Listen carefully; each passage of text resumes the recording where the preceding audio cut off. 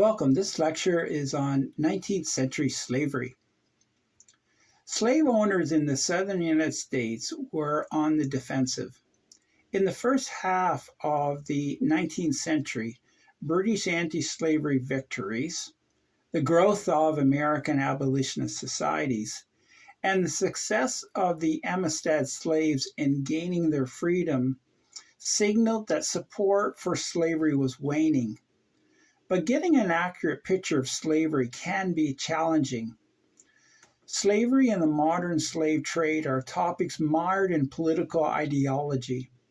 African American scholar Thomas Sowell writes that, quote, slavery was an evil of greater scope and magnitude than most people imagine.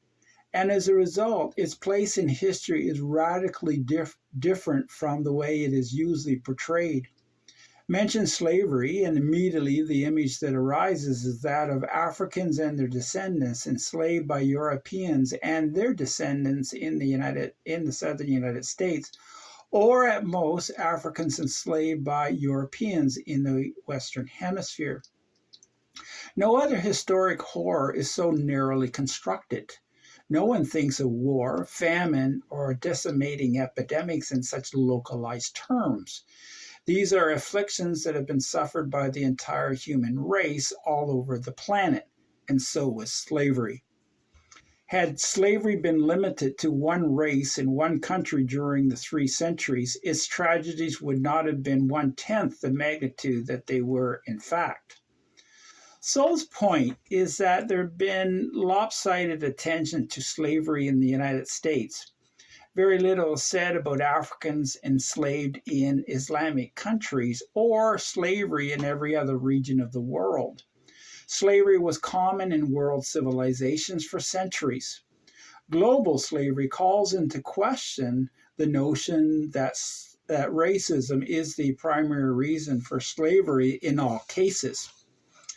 Sowell explains that people were enslaved because they were vulnerable, not because of how they looked. Europeans enslaved other Europeans, Asians enslaved other Asians, Africans enslaved other Africans, and the indigenous peoples of the Western Hemisphere enslaved other indigenous peoples of the Western Hemisphere. However, the American experience stands out due to racial differences. The major factor of slavery in America was race. Historian Daniel Borstein wrote, "Now, for the first time in Western history, the status of slave coincided with a difference in race." With this fact as their starting point, activists pushed a narrow interpretation of a worldwide evil. Professors and activists scored ideological points against American society by making enslavement appear to be particularly an American crime. For example, the New York Times 1619 Project argues that slavery was a uniquely American institution. The project had 34 contributors, mostly journalists. There were only 4 historians, but none of them had any expertise in the history of slavery. Journalist Nicole Hannah-Jones was the key contributor.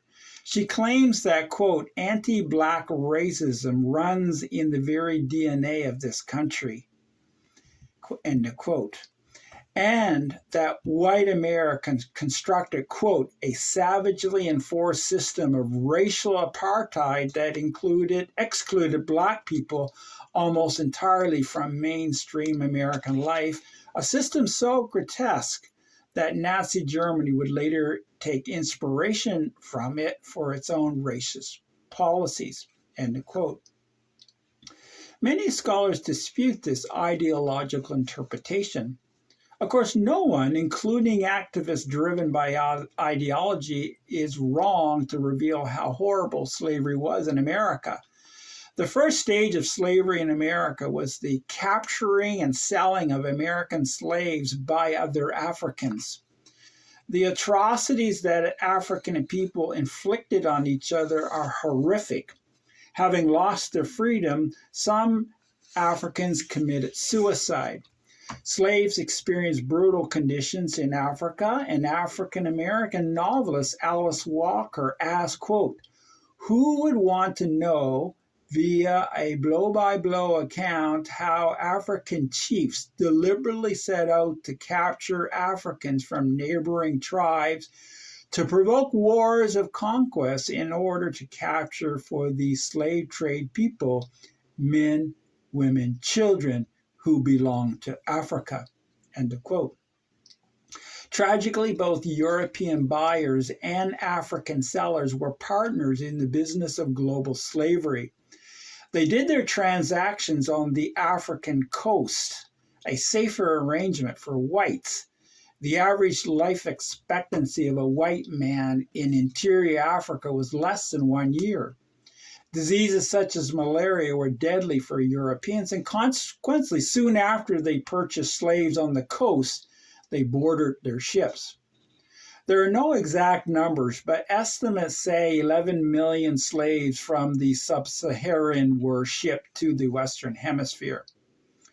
In America, slavery after the War of Independence increased despite efforts by some to limit or end it. Thomas Jefferson, in 1783, included in a new draft of a Virginia Constitution a proposal for general emancipation of slaves. Tragically, this proposal lacked the necessary support of politicians and went nowhere.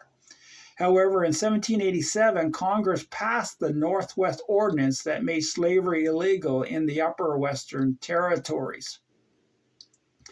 In an 1820 letter to Massachusetts politician John Holmes, Thomas Jefferson wrote, quote, "I can say with conscious truth that there is not a man on earth who would sacrifice more than I would to relieve us from this heavy reproach in any practical way. But as it is, we have the wolf by the ear, and we can neither hold him nor safely let him go. Justice is in one scale, and self-preservation is in the other." End of quote. Slavery became a southern rather than northern experience, especially since the cotton industry thrived in the South. Southern plantations demanded more laborers. With the rise of the cotton industry, the value of slaves increased. More than just a labor system, slavery had become an integral part of the Southern social fabric. The percentage of blacks in the Southern states far exceeded that of the Northern states. Some American politicians supported the idea of sending freed slaves back to Africa, but this idea came too late. Most slaves in the 1800s were born in America, and they spoke no African languages and knew nothing about Africa. Slavery may have developed during the colonial period from a series of unthinking decisions, but its continued existence into the 19th century demanded a force stronger than mere momentum. Helpful were written accounts of slave life that touched the hearts of many whites who had no firsthand experience of the cruelty of slavery. One of the best slave autobiographies is the narrative of William Brown, a fugitive slave, published in 1848.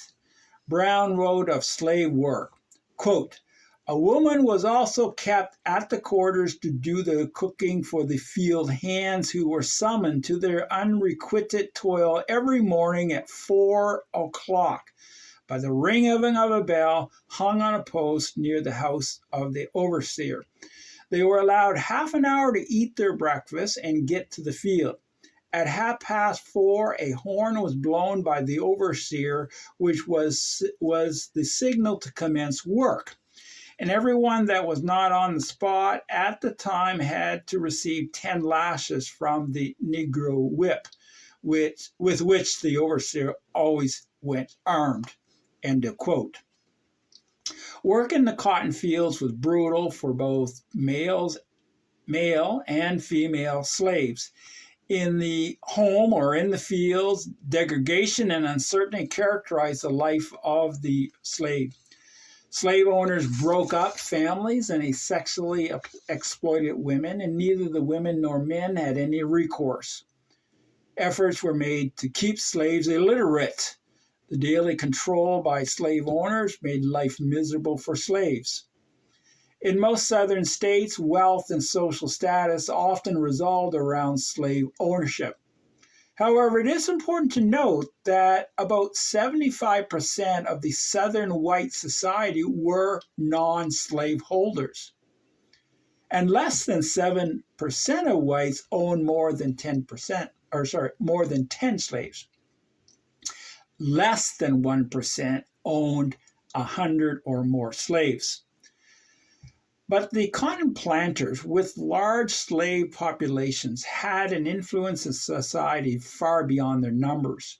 The planters were also representative in legislatures far out of proportion to their numbers. Not every Southerner was an advocate of slavery, but most accepted that it had to be. Fearing that an emancipation of blacks would produce a race war, many whites were unwilling to abolish slavery. In the South, blacks were heavily policed in most jurisdictions. Armed white men patrolled the nights looking for any African American who ventured from their cabins without written permission. Not restrained by law and order, the white patrollers administered rough and painful justice. There was no guarantee of safe passage for slaves who even had a pass. Harassment and abuse were bad enough, but on occasion there were murders. On the rare occasions when slaves collected in large numbers and fought for their freedom, the white community mobilized quickly and with overwhelming force.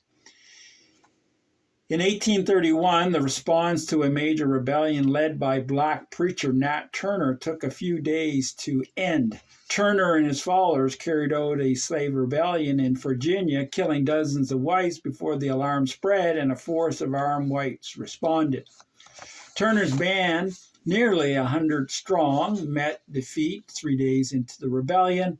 It was the deadliest slave rebellion in American history, with 57 whites and over 100 blacks killed. Turner's uprising horrified many in the South. The event represented a rare failure of the system of daily repression designed to keep slaves down. But equally important was that the episode shut down reasonable debate between thoughtful people. Many Southern leaders dug in their heels and refused to consider the arguments of abolitionists seeking to end slavery. For example, Southern politicians worked to prevent the post office from distributing abolitionist tracts. Books criticizing slavery were censored. People who criticized slavery were beaten and forced to immigrate. After the 1830s, it became dangerous in the South even to speak of slavery as a necessary evil. Resistance to general emancipation was strong. The Southern elite argued that slavery was a positive good, an institution that had created great societies in the past. This position was defended on the basis that Africans were inferior in some way, that slavery was sanctioned in the Old and New Testaments, and that slavery provided a kind of humane asylum for African Americans who would improve as a race because of slavery. In other words, these arguments went, Southern plantation life was good for slaves because they were inferior beings incapable of surviving in society with the guidance and care of a white master. The pro-slavery argument was that slavery allowed the two races to live harmoniously. In addition, Southerners claimed that slavery was superior to the Northern wage labor system of democratic capitalism. In his classic book, Sociology for the South, or The Failures of a Free Society, published in 1854, George Fitzhugh argued that slavery was morally superior to capitalism, because planter paternalism guaranteed a minimum of subsistence to the slave, while capitalism guaranteed workers nothing, not even life. According to Fitzhugh, capitalism ignored the unemployed poor, the weak in mind and body, and the simple and the unsuspicious, the prodigal, the dissipated, the improvident, and the vicious. End of quote. A better system, slavery offers support and protection for some, supervision and discipline for others. Rather than the abolition of slavery, Fitzhugh wanted the abolition of capitalism. As more Americans learned of the horrors of slave life, the apologist views of slavery were seen as delusional. At the same time, the record of the British stamping out slavery offered a stark contrast to Southern politicians defending slavery. In the British House of Commons, William Wilberforce, an evangelical Christian, worked hard for decades to end the slave trade. He introduced resolutions and petitions, and finally achieved success in 1807 when the Abolition of the Slave Trade Act was passed in Britain. It declared that, quote, all manner of dealing and reading in the purchase, sale, barter, or transfer of slaves, or of persons intending to be sold, transferred, used, or dealt with as slaves, practiced or carried in, at, or from any part of the coast or countries of Africa shall be abolished, prohibited, and declared to be unlawful. End of quote. Slavery itself was abolished with the Slavery Abolition Act 1833. The British Navy expanded its operation by destroying non-British ships used in the slave trade. In America, opposition to the slavery grew, and by the 1830s, the anti-slavery movement was taking center stage over other reform movements. In 1833, for example, abolitionists founded the American Anti-Slavery Society. Although the religious spirit of the Second Great Awakening inflamed the hearts of many abolitionists against the sin of slavery, there was no unity on how best to stop it. William Lord Garrison was an abolitionist who intensified his attacks on slavery. He began publishing The Liberator in January of 1831. He argued for the immediate termination of slavery, stating, quote, on this subject, I do not wish to think or speak or write with moderation. I am in earnest. I will not equivocate. I will not excuse. I will not retreat a single inch. And I will be heard. End of quote. Garrison often scolded the churches by quoting biblical texts on freedom and threw Christian words about equality back at the meek preachers. He was identified as the country's most militant abolitionist. The Georgia legislature offered a $5,000 reward to any person who would bring Garrison into the state for trial.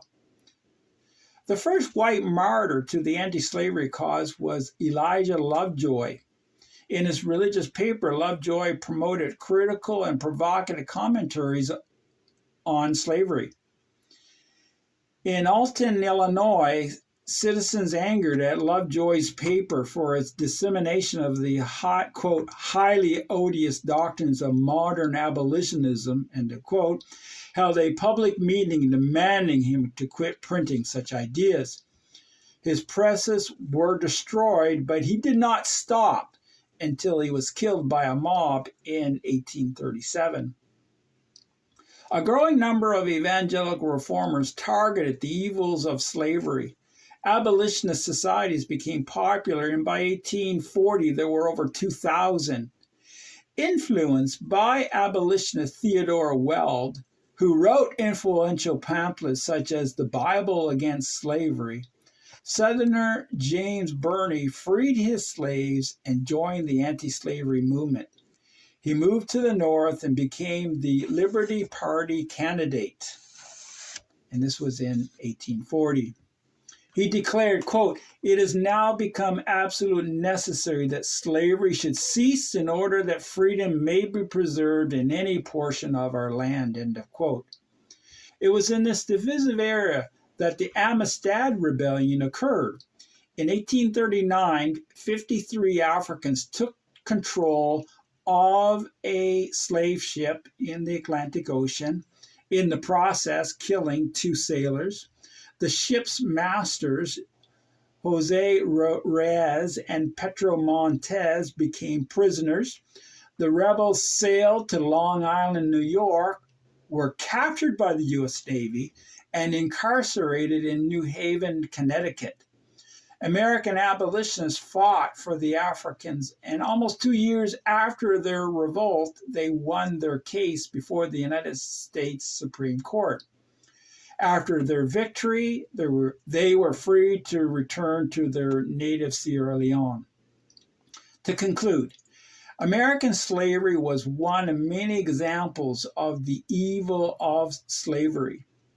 After British anti-slavery victories, the growth of abolitionist societies, and the success of the Amistad slaves, it became clear that promoters of slavery in the southern states were on the defensive. Those on both sides of the issue were not confident of the possibility of any type of compromise.